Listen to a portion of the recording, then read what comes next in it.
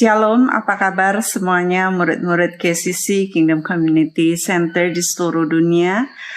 Kiranya saudara dalam keadaan sehat, damai Tuhan menyertai saudara dan keluarga saudara, baik yang sekolah juga anak-anakku, dalam roh supaya kalian semua diberi hikmat Tuhan untuk bagaimana bisa mengerjakan semua pekerjaan tugas-tugas sekolah dengan lancar. Baik yang bekerja juga, tangan Tuhan menyertai saudara dan saudara Tuhan buat berhasil dalam segala usaha saudara.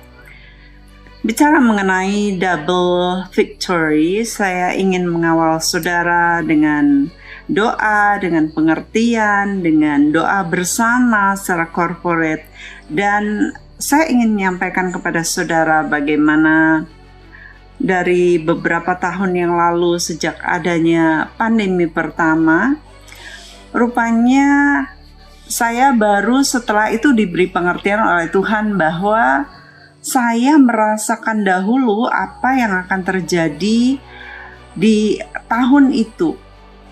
Kisahnya begini, waktu itu saya diundang oleh salah satu alumni kami yang ada di Papua dan juga di Timor Leste. Sebelumnya akhir tahun itu saya merasa terbeban sekali untuk pergi bermisi, dan saya pikir apakah saya akan bermisi, pingin banget pergi ke tempat-tempat yang namanya tertera di Alkitab gitu, kayak Tesalonika, saya belum, lalu Korintus, lalu Filipi begitu. Tetapi beberapa tempat yang lain saya udah, kayak Malta, kayak 7 gereja di Asia, lalu Pulau Patmos begitu, dan beberapa tempat sudah. Hanya saya pingin gitu yang belum. Lalu saya pikir apakah saya mau ke sana ya, dan saya kirim peta perjalanan misi Rasul Paulus 3 kali dia muter ya di Eropa dan Asia kecil gitu. Saya kirim ke Ibu Atta, saya pikir dia bisa mendoakannya supaya nanti someday kita akan pergi bersama-sama tahun 2020. Waktu itu masih akhir 2019. Dan rupanya setelah saya berdoa besoknya loh saudara, saya mendapatkan undangan dari Papua, yaitu di Jayapura dan di Wamena, di pedalaman Wamena begitu. Di sana ada salah satu alumni IDTC kami. Dan itu nggak sampai full sehari, ada juga alumni kami yang baru diminta untuk membuka gereja gabungan dari 5 gereja atau gimana gitu di Timor Leste. Jadi saya langsung klik di alam roh dan saya merasa well, we have to go there. Saya dengan beberapa tim yang ikut dan kami pergi ke sana gitu.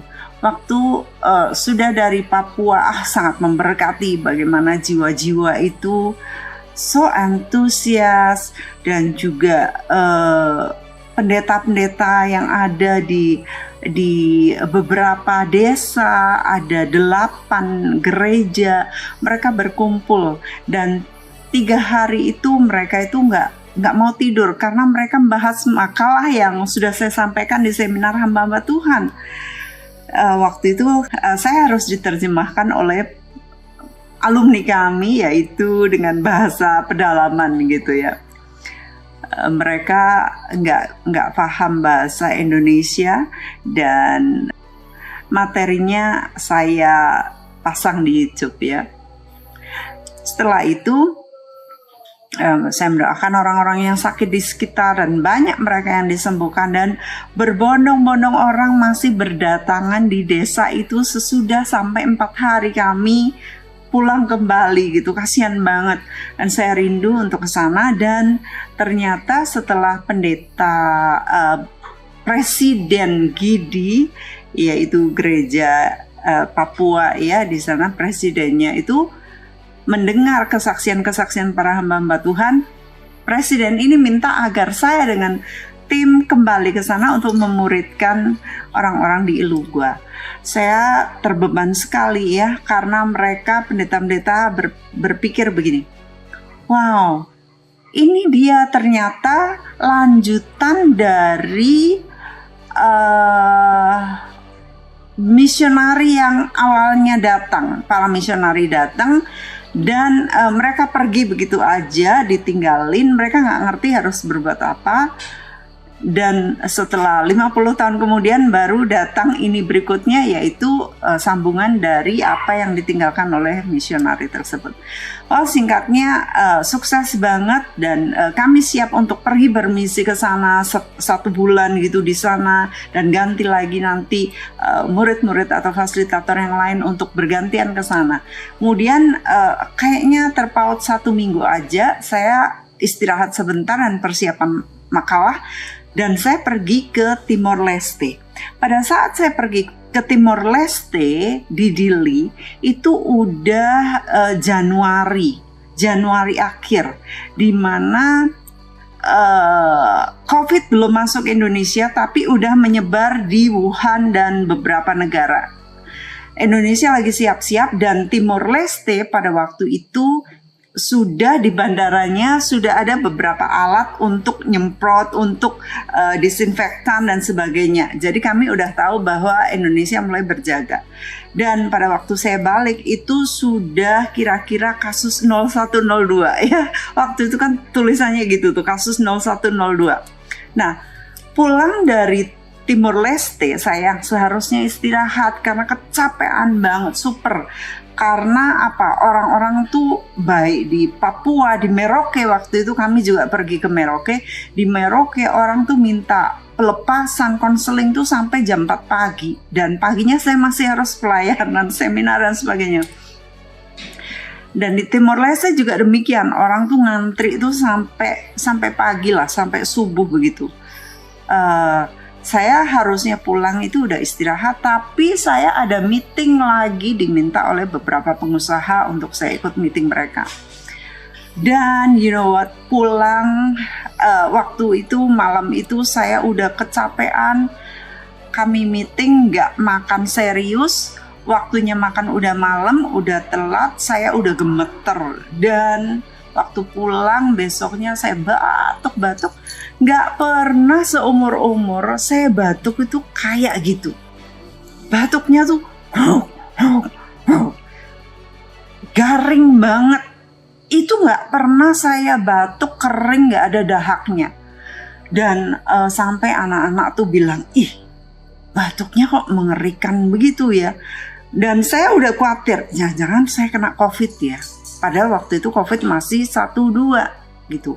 Jangan-jangan saya kena COVID. Karena saya takut saya kena COVID, saya sama sekali nggak keluar kamar selama sebulan lebih. Kayaknya kira-kira bisa 40 hari gitu ya. Saya minta obat batuk yang tanpa dahak.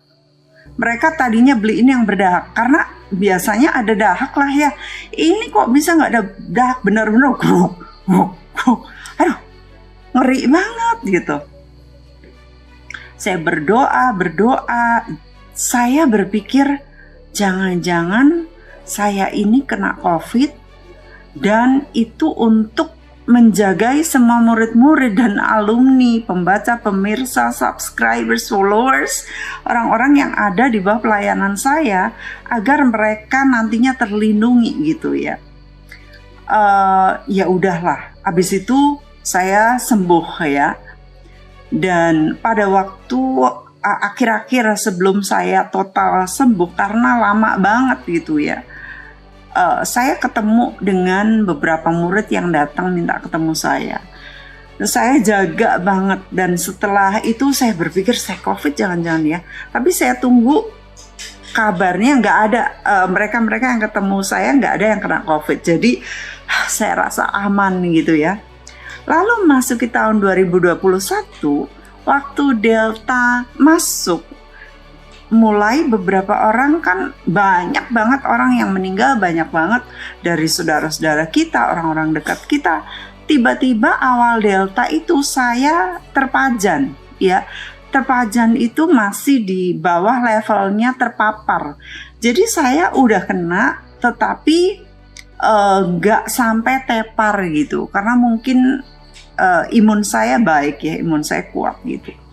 Dan akhirnya betul-betul beberapa tanda itu tanda delta. Saya langsung kasih semua asupan-asupan yang saya tahu, dan saya sudah juga YouTube-kan atau saya masukkan ke IG. Jadi saya akhirnya berpikir, jangan-jangan saya lagi diminta Tuhan untuk jadi tameng buat para murid-murid semua, fasilitator, orang-orang yang ada di dalam pelayanan saya. Dan saya, wow, thank God saya bisa merasakan ini, dan saya menjadi kayak filter dulu gitu. Sehingga orang-orang yang ada di bawah pelayanan kami, mereka nggak sampai kena atau sampai sedemikiannya mereka menderita atau bahkan sampai mati gitu ya, kecuali jikalau mereka sendiri buka celah.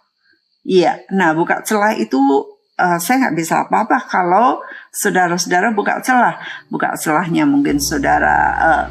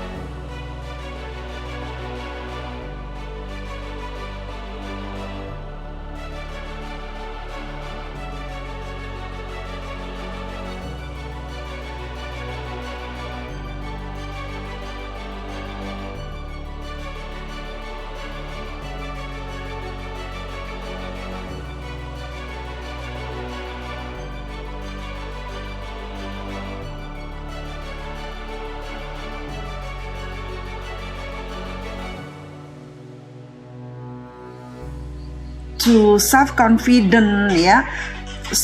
Self-confident itu nggak apa-apa kalau saudara harus melayani orang yang sakit atau gimana. Bahkan orang sakit pun seharusnya saudara melayaninya video call aja. Karena firman Tuhan mengatakan bahwa orang bijak itu kalau ada malapetaka dia ngumpet, tetapi orang yang bodoh mereka langsung nabrak gitu. Jadi kita tahu saat-saat seperti ini tuh kita nggak bisa self-confident gitu ya. Kecuali kalau kita melayani keluarga kita sendiri yang benar-benar nggak ada orang lain yang bisa melayani ya. Jadi asal saudara nggak buka celah, saudara berbuat zina, saudara menajiskan diri sendiri, saudara itu buka celah. Saya nggak bisa apa-apa, tapi saya mengerti bahwa rupanya Tuhan mulai melakukan hal itu di dalam hidup saya, walaupun saya nggak mau loh begitu. Saya nggak mau sakit gitu ya, merepotkan. Tetapi kalau itu adalah kehendak Tuhan demi murid-murid, demi jiwa-jiwa, let it be done according to His will ya. Lalu baru-baru ini ya, sebelum kami memasuki tahun 2022, Tuhan sudah taruh di hati saya bahwa ini akan menjadi the year of double victory. Nah, year of double victory, saya sudah mempersiapkan apa yang Tuhan taruh di hati saya bahwa tahun depan, waktu itu ya, tahun depan akan menjadi the year of double victory. Murid-murid akan merasakan double victory seperti tahun lalu, the year of increase. Murid-murid yang mengikuti tuntunan guidance yang saya berikan, yang mana Tuhan taruh di hati saya, pasti akan mengalami year of increase. Kemudian ini year of double victory. Nah, herannya Waktu saya mendapatkan increase, pelayanan diperlebar, teritori pelayanan diperlebar, jiwa-jiwa lebih ditambahkan lagi, saya menolong mengangkat iman mereka, tiba-tiba saya itu rasa kosong. Saya rasa, rasanya enak banget ya. Saya rasa putus asa gitu. What shall I do? Saya berdoa, tetapi saya tuh gak pernah dalam sejarah hidup dan pelayanan saya gak pernah namanya rasanya kosong gitu dan putus asa. What for? Saya gak putus pacar, saya gak punya pacar, saya gak putus pacar. Kemudian saya tuh kalau orang tahu saya, mereka nanya misalnya, how are you? Kabar kamu gimana? Kamu lagi ngapain? Dan kakak saya tuh selalu kalau nanya tuh lagi ngapain, Meg? Saya bilang selalu aja ada pekerjaan, ada pelayanan. Kalau saya nggak bisa balas ya saya lagi doa. Dan sepanjang sejarah saya bekerja dan melayani, saya tuh nggak pernah namanya nganggur. Jadi saya kalau bisa pergi keluar gitu ya, leisure, makan di restoran, itu demi staff. Saya sendiri bisa makan apa aja di rumah. Saya nggak pingin banget tuh makan di luar. Jadi saya ada kegiatan selalu. Kalau nggak masak, saya melakukan ini, saya belanja, saya bekerja, saya ngecek ini, ngecek itu, dan saya balas email, saya nulis surat, saya persiapan pelayanan, saya rapat, saya mimpin ini, dan pokoknya seabrek saya selalu giling gitu ya, selalu bekerja. Saya nggak pernah itu nganggur kayak nongkrong terus leha-leha makan kuatsi nggak ada tujuannya, itu nggak pernah gitu ya. Jadi saya nggak pernah putus asa dan kosong. Tapi akhir tahun lalu sebelum saya masuki the year of victory ini, saya tiba-tiba merasakan itu. Saya doa sama Tuhan, akhirnya saya waspada. Jangan-jangan ini roh yang harus saya perangi, yang memang ada hubungannya dengan tahun depan. Jangan-jangan murid-murid, anak-anak Tuhan, bahkan orang-orang di seluruh dunia akan merasakan roh ini gitu. Dan akhirnya saya mulai perangin itu roh. Saya perang dan saya mulai tahu bahwa saya bisa aktivasi malaikat perang. Saya minta mereka perangin dan terus saya harus doa bahasa roh, dan lambat laun roh-roh itu sudah menyingkir dan makin sedikit dan saya udah kembali normal. Saya mikir, ternyata ini roh ya. Ternyata kita bisa dibohongin gitu. Saya dalam keadaan saya sibuk doa puasa, bisa itu roh tuh nyelonong begitu ya. Rasanya saya nggak buka celah apa-apa, rasanya saya nutup semua celah itu. Hari-hari saya selalu waspada. So, setelah itu barulah beberapa orang itu datang ke saya dan mereka berkata, Ibu Meg, suami saya ngalamin ini dan itu, dan suami saya itu ngerasain dia tuh depresi, putus asa, kosong. Nah, kata-katanya persis banget, kosong, putus asa, depresi. Kalau saya nggak depresi, tapi saya rasa kecewa gitu. Saya rasa saya salah kali ya ngambil keputusan. Saya sampai rasa gitu. Jadi ada kata kosongnya gitu. Bahkan waktu saya sharingkan kepada beberapa anak rohani, staff, dan mereka berkata, kalau ibu nggak ngomong gitu, saya nggak ngerti bahwa itu adalah roh, karena saya juga merasakan hal yang sama. Nah loh, baru ketahuan. Dan setelah itu hal lain lagi. Seorang murid lagi dari luar negeri berkata, Ibu, tiba-tiba suami saya bertingkah begini dan begitu, dan saya rasanya kecewa banget, saya depresi, saya nangis terus, dan saya nyembah Tuhan, rasanya saya pingin mati aja Ibu. Saya sampai bilang sama suami saya, kenapa kamu gak racunin saya aja? lagi. Wah, saya berkata, my goodness, ini gak main-main, ini roh akan menyebar kepada anak-anak Tuhan dan khususnya saudara-saudara murid-murid Tuhan, anak-anak Tuhan yang setia. Be very careful kalau saudara menghadapi tantangan dan rasa seperti ini. Saudara harus belajar untuk berdoa dalam roh dan saudara harus undang malaikat perang itu berperang nanti saudara. Dan malaikat ini bisa diaktifasi karena saudara berpuasa 21 hari seperti Daniel. Oke, jadi saudara nggak bisa suruh-suruh malaikat ini karena mereka itu bisa diaktifasi. Kalau saudara lihat kehidupan Daniel, saudara baca, dia 21 hari puasa, nggak makan yang enak-enak, sayuran aja, nggak makan manis-manis. Itu yang kami lakukan pada awal tahun ini. Sebagaimana saya juga sampaikan kepada para murid-murid, pemirsa sekalian, agar saudara melakukan hal yang sama.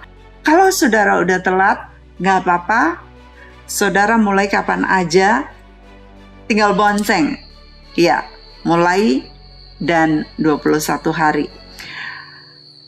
Dan saya mendengarkan seorang hamba Tuhan yang sudah saya sampaikan di YouTube kemarinnya, bahwa ada seorang hamba Tuhan waktu dia kena COVID, dia sendirian, dia masuk ke kamar mandi dan kemudian sampai di kamar mandi dia rasa seperti di dunia yang lain gitu. Ternyata Tuhan lagi buka mata rohani dia untuk melihat, dan di sana dia lihat setan besar dan setan kecil lagi bercakap-cakap. Hamba Tuhan ini sangat ketakutan, dia bilang, no, katanya. Lalu Tuhan berkata, jangan takut karena aku hendak menunjukkan kepada kamu apa yang terjadi di alam roh. Dengar percakapan mereka. Lalu mereka sedang bercakap-cakap dan mereka itu lagi ngomong gini, hey, ini kita udah dapat nih tugas dari bos kita. Bosnya siapa? Si L itu ya. Oh, oke. Sudah ada daftarnya, udah ada di tangan saya. Ini nama-nama mereka, para leaders, anak-anak Tuhan yang setia, yang sungguh-sungguh kita akan jatuhkan mereka. Waktu saya cerita ini atau waktu saya ngomong ini, ada di kelas kami seorang ibu hamba Tuhan. Dia berkata, oh my goodness, katanya, saya baru aja dengar jemaat saya juga, dia mendapatkan penglihatan yang mirip sama yang apa disampaikan oleh Mac gitu. Penglihatan ibu tersebut adalah dia dikasih di alam roh, dibukakan juga, sedang melihat tempat yang sangat menjijikan, yang becek sekali, dan tempat itu baunya bukan main. Dia nggak tahan, dia bilang, Tuhan, ambil aku, angkat aku dari tempat ini, aku nggak suka tempat ini. Tuhan bilang, tenang, aku akan perlihatkan kepada kamu apa yang mereka lakukan. Ternyata banyak sekali setan-setan yang wajahnya menjijikkan, dan setan ini lagi ngambilin kata-kata yang negatif dari anak-anak Tuhan. Kata-kata yang negatif yang saling dilemparkan, yang di alam roh lagi diambilin oleh setan-setan yang mukanya buruk ini, dan dilemparkan kembali dan dituduhkan kepada mereka. Yang akhirnya membuat anak-anak Tuhan itu putus asa, depresi, gak ada jalan keluar dan ingin bunuh diri. So, ini adalah alat-alat iblis yang bisa dia pakai untuk menjatuhkan setiap anak Tuhan. We have to be really, really careful dengan kata-kata kita. Kalau kita mau berkemenangan tahun ini, mau mendapatkan double victory, you have to be careful with your mouth. Sebagaimana yang saya sudah sampaikan di theme 2022, saya berkata, kalau saudara nggak bisa jawab dengan baik, shut your mouth up. Saudara lebih baik jangan bicara, jangan menjawab kalau saudara nggak tahu menjawab dengan manis. So, apa yang baik? yang benar, yang mulia, yang manis, yang sedap didengar, yang disebut kebajikan, yang patut dipuji. Itu harus menjadi pedoman kita bersama. Dan kalau ada orang yang ngeselin, jengkelin, yang dia memulai percikan dulu, saudara diem aja. Baru-baru ini sebelum tahun baru bergulir ya, saya melihat di IG bagaimana seorang driver itu lagi dia bawa penumpang dan rupanya ada tabrakan beruntun. Karena tabrakan beruntun dia juga ngerem gitu ya, ngerem mendadak karena depannya ngerem gitu. Terus belakangnya juga ngerem, terus ngamuk-ngamuk. Waktu ngamuk si sopir belakang ini bukan sopir ya, dia kayak bos gitu. Dia datengin di depan orang ini dan dia gini-gini. Kamu tahu nggak, mobil aku tuh mobil mahal. Kamu tahu nggak, kalau begini rusak begini-begini. Kamu ya. Lalu dia kasih sign yang nggak bagus gitu ya, sign F gitu. Lalu ini sopir ini gini, gitu. Hello, hi gitu. Lalu orang itu tambah marah, tapi orang itu pergi akhirnya. Terus penumpang di belakang nih gini, kok bisa sih kamu dikata-katain, dimaki-maki kayak gitu, terus di F-wordin, dia dikasih tanda F-word. Lalu ini kok kamu malah senyum, malah gini-gini. Lalu si sopir ini berkata, lah saya nggak mau tuh terima sampah orang, karena orang itu bisa aja dia itu penuh dengan sampah lalu dia tumpahin. Aku nggak mau nampung sampah ya, aku hanya mau nyebarin sukacita. Aku nggak mau take it personal. Jadi message-nya adalah kalau kita ini dikata-katain orang, belum tentu dia sebenarnya itu betul-betul marah sama kita. Dia cuma mau buangin sampah, iya. Dan kita nggak mau jadi tempat sampah dong ya. Kita mau bahwa hati kita tetap bersih. Orang boleh marah sama kita, tapi kita nggak mau terima kemarahan itu dan nggak mau dipikirin, nggak mau sampai berlarut-larut bikin kita sendiri sakit. Iya, dan orang itu habis itu bisa lupa. Kalau kita simpan, kita bisa hari-hari itu bisa mikirin kenapa sih orang itu ngomong gitu, kenapa, sampai berbulan-bulan, sampai bertahun-tahun kita masih ingat gesture orang itu, kata-kata orang itu, kita ambil secara personal dan kita akhirnya kita sakit sendiri, you know. Jadi saudara, message-nya adalah saudara nggak perlu take it personal. Kalau seperti itu, kalau ada percikan, ada orang ngomong negatif, saudara ingat saya pernah memberikan khotbah juga bahwa kata-kata negatif itu ada rohnya. Jadi kalau saudara mendengar hal yang negatif, melihat gesture orang, ciri-ciri orang like they are very negative gitu, jangan diambil personally, tapi segera saudara katakan di dalam nama Tuhan Yesus, penglihatan mengenai orang itu yang negatif, kata-kata itu aku cabut. Saudara harus pakai gerakan, saudara pakai gerakan di dalam nama Tuhan Yesus. Aku hapus dari pikiranku, dari telinga aku, dalam nama Tuhan Yesus. Lalu saudara hafalkan ayat-ayat yang baik, saudara mulai mikirin semua yang baik, benar, suci, mulia, sedap didengari, patut dipuji, disebut kebajikan. Saudara juga hafalkan Filipi 4 ayat 8 tersebut. Alright, ini untuk menjaga saudara. Dan remember, I'm praying for you every single day, every morning. When you wake up in the morning, remember someone is praying for you. God bless you all, and I love you. Bye-bye.